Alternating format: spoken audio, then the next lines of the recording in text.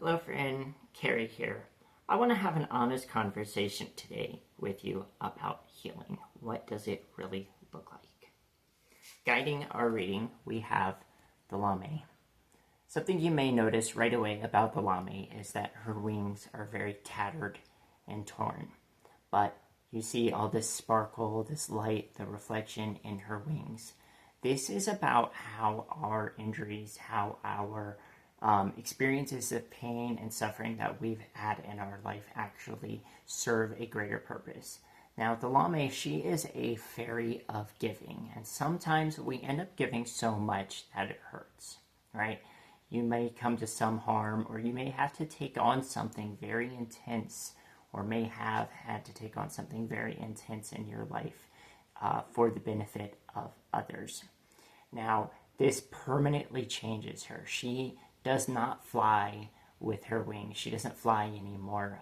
She's very much more grounded, right in touch with the earth, right in touch with these other fae, right? This could be symbolic of connecting with your ancestors. Maybe you are somebody who has had to heal some generational traumas, right? Starting out, I have the King of Wands. Okay, when we're looking at the King of Wands, for being a fiery type of an individual, fiery type of energy, he's a very thoughtful king. He has his energy, he directs it in a conscious way. He's not just somebody who, like the Knight of Wands, who just kind of energy goes all over the place. I want to do this thing. Oh, I have this neat idea. Oh, this thing excites me. He is somebody that he has that same passionate energy, right?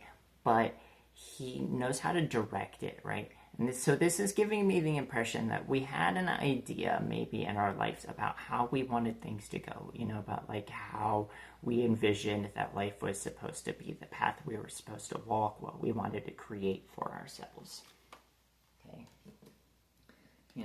You had this energy of abundance with the Empress, the divine feminine incarnate in form. She's got all this life around her, the variety, but it's not just life in the sense of this freshness, right? She has this wheat here. This wheat has been harvested, right? It's grown. And the fact that the matter is, we need to understand that there are elements of pain and death in life, and that they're not necessarily actually a bad thing, because this very wheat that's been harvested will be used to make food. It will be used to spread seeds for new growth, okay? Our pain, our difficulties in life, when you come to realize that they serve this purpose, they can actually be used for growth. They can be used for this new potential, right? The Empress being pregnant. So we had this idea about how we wanted our lives to go. We had this idea about like what would be the perfect life, how things were supposed to be, and then the Five of Cups happened. Something destructive came into your life, right? Something very painful, something that made you really feel a lot of hurt. The Five of Cups, she's got, the two upright cups you would see in the Rider-Waite-Smith, and then the three overturned cups, this pain, this grief, right? Something taken from you. You've had something in your life taken from you that, you can't get back, but there is this tendency that when we're experiencing this pain, that we forget to look at the two cups that we do have. Okay, and we come to this Nine of Wands. Okay, the individual who is ready. You realized that the experiences that you had, the energy that is within you now because of these experiences is something that you have been on guard about, that you're like, what do I do about this? How do I heal this? Okay. And that awareness of itself is that start of the healing. Okay. We have the Tower. Okay, and when we're looking at the Tower here, I'm not getting this card as a type of thing to where, say like you built up this high idea of yourself and then that life comes along and, lightning strikes. This kind of brings to me the imagery of a tree. So we look at a tree, say for example, if a tree gets a limb cut off or, broken off in some sort of way, what does the healing look like, right? Say you got this knot on the tree or, the damage, and the bark slowly starts to encase around it, right? This is the injury, this is the scab forming, and it's not just, to stop the bleeding. When a knot forms on a tree, it's containing something, in the same way that an oyster, they have that irritation, that sand, that pearl contains that, and it grows into something. The same way that if, say, you get like a splinter in, your skin, but it's kind of buried in a weird way that's kind of hard to get to and you can't get the tweezers. What does your body do? It kind of surrounds it, right? Gets this thick, tough kind of layer and eventually dissolves it.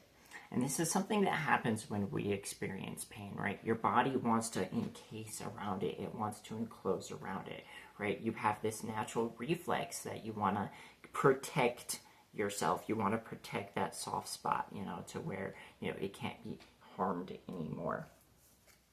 And we go through life, with this Ten of Wands energy, right? This burden that we carry, you have this pain and you carry it with you through life and you feel like, this is my thing that I have to carry. It's, you want to be very stoic about it, Eventually, though, when you're holding on to this pain, this experience, something kind of funny happens. You think that it's, that it's being contained in this knot and that nothing's happening and it's protected and nothing can get to it. But your body doesn't merely just ball up energies. You actually tap into it. Maybe you experience some anger as a result of the pain that you've gone through. This is perfectly natural. We have anger as one of the steps in, the healing in grief, in the healing process, right? But the thing of the matter is, this pain you're experiencing, this anger that you experience from that injury being brought up is because the very life in you is tapping into that in the same way that, the roots of these plants, dig into the soil, and anything that's been decomposing down there now becomes food, becomes fuel, nutrients for life. The new life that you have growing in you, the skills that you're developing, whatever, when we look at this Three of Pentacles, we think of this energy of an artist, creating this church. They've got the priest there, they've got the rich patron. So the experience, the pain that you've been through actually was there to help you create something bigger. The reason I, kind of bring this to mind, I actually had two cards come out together. We have this Knight of Swords and then the Ace of Swords. Something that I had not noticed prior when, I've been using this deck is that this sword that the Knight here has in the rose, and then this Ace of Swords, this sword in the rose, right? I want to go ahead and read you the passage out of the guidebook for this, kind of give you a little more context. Okay. Let's see here.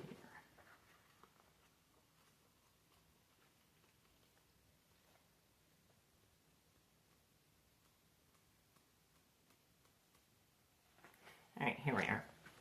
Once upon a time, in a time so long ago that even the long-lived fairies don't remember, there grew a single blue rose. Okay. That's your single blue rose.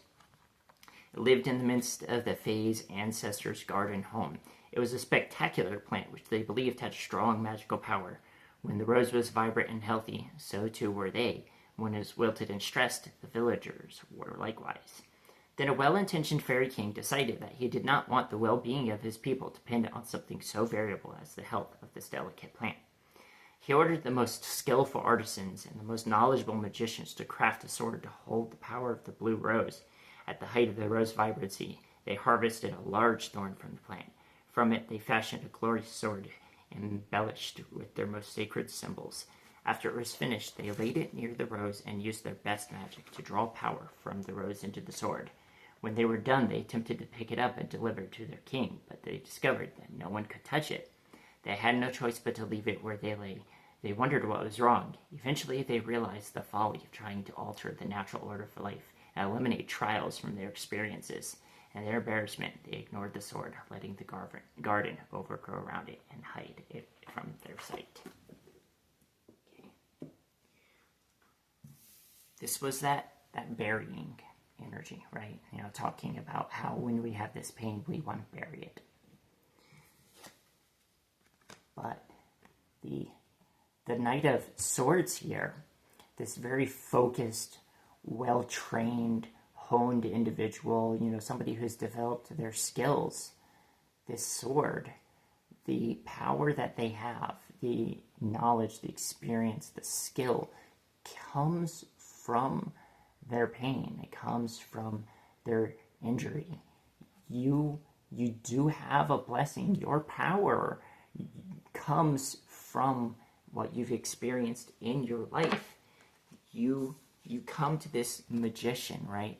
You have all the tools.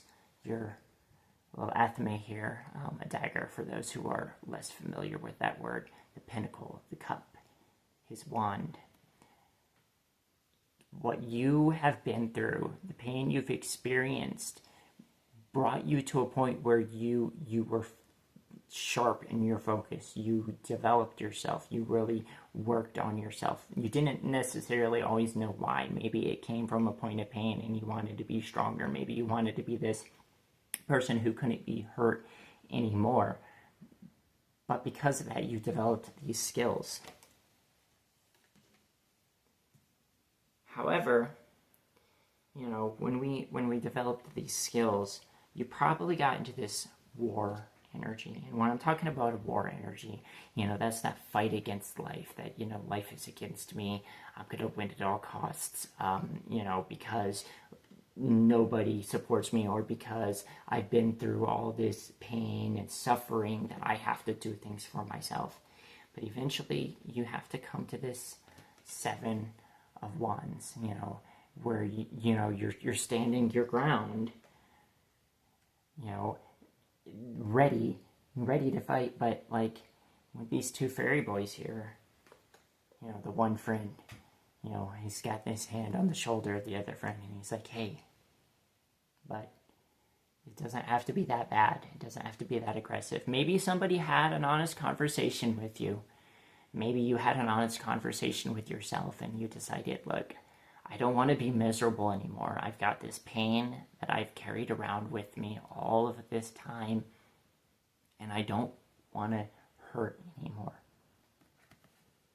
So you start to look for help, or you start to, try to figure out a new way of looking at things. This 6 of Swords, these 2 fairy girls, going to the castle to ask the queen for help because their blue rose has wilted. This life, this vibrancy that you felt, this special magic has wilted. So you go on a journey. You have the 6 of Swords, an individual crossing the water on their boat to a new land. You decide that you want to become a different person. You decide that you want to walk a new path. And you become this hanged fae, the hanged man. Maybe for a little bit you don't really understand, what's the purpose of the pain, what's, what it is that you're healing, or, what is your path in life. You had to kind of be in this suspension, but eventually, like this fae here, if you learn to let go, you learn to relax, and look at things from a different perspective, or just, kind of like turn things over on their head and not take it so seriously, which is very hard to do, when we feel this pain. But you make this conscious decision to heal this Ace of Cups. The Ace of Cups is, to me, this is this emotional outpouring, the unfolding of the heart energy, right? The nectar of like this sweet dripping of, love, bliss, kindness. When we talk about the heart chakra, the word for it, anahata, meaning unstruck, you realize that the key to healing the pain you've experienced lies in your heart. So you do that emotional work, you do that healing on your heart space, that love, that connectedness. And even if you haven't felt loved, even if you haven't felt connected, you realized that you needed to do that healing for yourself in your heart. And when you do that healing, that's when you come into this energy of the priest. The priest is the Hierophant of this deck. He is also a shaman. So, when we think of the Hierophant, one of the meanings or, traits of the Hierophant is this embodiment, right? Somebody who walks a path of connecting to divinity. They're not necessarily perfect, but they've done, a certain amount of work, in order to embody, more spiritual qualities and traits. So you as this, this shaman, this priest, you realize that, you need to embody the healing as not just like I did the work and then I'm not feeling the pain anymore, but that it's all about how you walk in life. If we think of the shaman, commonly one of the terms we would use would be that wounded healer. The thing is, the wound is where the power that the shaman has to be able to serve and heal others, that's where his or her power comes from. And then you realize that this tower, this spot where this injury was at, this is where the power entered. This is where the divine energy that was so intense, so incredibly huge, had entered into you. There's another YouTuber that I watch sometimes. I don't know if you are familiar, maybe know this guy, Victor Odo. He talks about there was a time as a child that he got hit by a firework that had went off. And it wasn't just some little dinky, firework, but it was like one of those really big, powerful ones. And, boom, hit him right in the chest, and he was very angry about it. But he later came to discover in his life that firework had delivered a fire within him, that had delivered a power, a vigor within him.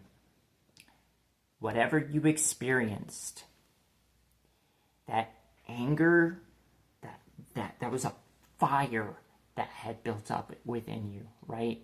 You now are holding this energy, this power, this fire. And when you realize that this energy that you are containing, that you weren't just merely injured, but that something had been placed within you, that the wound you have is where this power entered into you, you become maybe a little less afraid of the painful, destructive energies that we experience in life, right? We have death. You maybe connect with your ancestors. This power that was given to you, it may be the power that you got from your ancestors, right? You had to take on a certain karma, right? Karma, when we think about like ancestral trauma, ancestral karmas, these types of things, a lot of times people are just thinking things in just a purely negative sense. But if you really get down to it, right, it's an energy. And when you realize that this energy has been brought into you, you can connect with that, that inner world, your nature, your ancestors. Say, even if you don't do some kind of inner journeying work specifically toward, like your ancestors, look at your nose, your grandmother or grandfather's nose is sitting on your face right now. To do the healing work on yourself is to do the healing work for your family. Okay? By doing the work on yourself, you are honoring those who came before you. By healing yourself, your family line is healing. You get this, like I said, this connection to your ancestors, right? And through this connection, now they nurture you, right? You have the Six of Pentacles. This fairy here in the Five, she had lost everything, right? She was devastated, really felt left out. And, you probably had felt like, maybe you had been abandoned by your higher power, or maybe that, like the universe hated you or something to that effect. But you didn't just receive this injury, this pain, because, like the universe or the world was against you.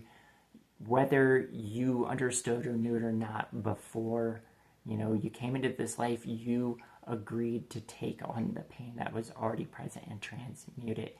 Okay, your ancestors now are blessing you. You go from poverty to a blessing because you're doing the work to help them. They return, that kindness, that that joy, that gratitude to you. And you learn to take care of yourself. This Queen of Pentacles. Okay, this is the Queen of self-care. You understand that if you tend to yourself, you nurture your garden, that it will provide these fruit, these sustenance for you and for those that you love, right? The Queen of Pentacles, she knows how to nurture and care for those that she loves. But more importantly, she knows how to care for herself, her inner child. When I'm looking at the Knave of Pentacles here, I'm just seeing the inner child of the Queen of Pentacles. The Knave of Pentacles, for me, of all the pages, is the most inner child of all these inner children cards. You come to this conscious relationship with this inner child, the part of you that was hurt, the part of you that reclused and curled up in a ball from this injury that you experienced when you were younger. And the key here is that you came into a conscious relationship with this part of yourself. If you hadn't experienced something that you wanted to heal from, would you have developed this conscious relationship with the part of you that just wants to enjoy life for the simplicity and the beauty of it? Just enjoy the sweetness of life for the sweetness. And the thing is, even when, you were a child, the thorns were still there. The pain was still there. Maybe, when you were little, you could have been oblivious to these pains because life hadn't taught you that, the thorns are there. You now choose, though, even with the pain that is in the world, to consciously be in this free, open, joyful kind of, experience and way of approaching life. Okay, and it's never just an end-all, be-all type of healing. It's not a one and done. Like you break a bone, and you go to the doctor, they put the cast on, and it's instantly healed.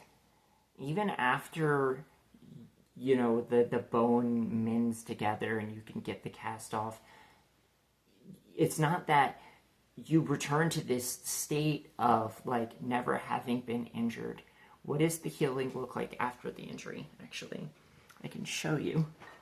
So, I don't know how well you can see it, but you can see the difference in my two wrists. Can you tell which arm I broke as a kid? This one. See the bone here? There's always going to be some sort of, evidence of the change that you went through, the experience that you went through. Healing doesn't look like returning to the previous state. It looks like how things grow after something changes. We use this tree analogy, like I said. You had, like a branch break, on the tree, and, the bark forms around it. Or if, something is in the way of the growth of the tree kind of grows around it. And this is what gives us, our uniqueness as individuals. This is what makes you not just this carbon copy of, the people around you. This is what gives you, the unique experiences that make you an individual. And it is something you are going to constantly work at. The tree doesn't stop growing just, after the knot has formed over where the branch used to be, right? And you don't stop growing, and you have this 8 of Pentacles. You're going to continue to grow. You're going to continue to put in the work and the practice, because healing actually is growth. Growth in the sense that you continue to strive toward life. You continue to strive toward, the sun, toward the rain, the clouds, the sky. Your roots dig deeper into the soil. Your beautiful, unique self. You're always going to continue to put in the reps. You're always going to continue to grow and to heal. Healing is an ongoing process, not because, you're not finished with the healing in the sense of like, oh, I'll never, be healed. Healing is an ongoing process because healing and growth are synonymous. The point was to bring you to this conscious relationship, the 9 of Swords, right? The waking from the nightmare card. The thing is, you aren't in that painful experience anymore. The 8 of Swords, you would have the fairy here. She would be bound up, and, blindfolded. You would see, a blindfolded individual in your Rider-Waite-Smith deck. She's got this little blue rose with this crow, right? The beautiful, magical thing that we tried to control. This connection to our ancestors, this crow energy. This crow energy. What you experienced, what you thought should be a certain specific way, is what brought you into the uniqueness and the power that you have. So healing is about growth. It's about coming to this conscious relationship with ourself, with our feelings, how we interact with the world, how we think about the world. Okay, friend. I hope this reading was helpful for you. If it was, I would absolutely love it if you would go ahead and like the video for me. Drop a comment. Maybe tell me a little bit about, your own healing journey. If you don't want to, that's fine too. You could leave, for the algorithm. You could drop me a sunflower emoji. Sunflower is a spiritual guide of mine. So, if you drop that sunflower, it shows me that you see me. And it shows the algorithm that you want to be able to continue to see me. And you want others to see me as well. If you're not subscribed to my channel already, go ahead and subscribe. Hit that bell icon. And hit all, because the new YouTube algorithm has a tendency to not show people videos from channels that they haven't already binge watched. And if you want to see more of my content, you got to tell the algorithm. And head into my channel, find a video that resonates with you, and I'll see you in the next one.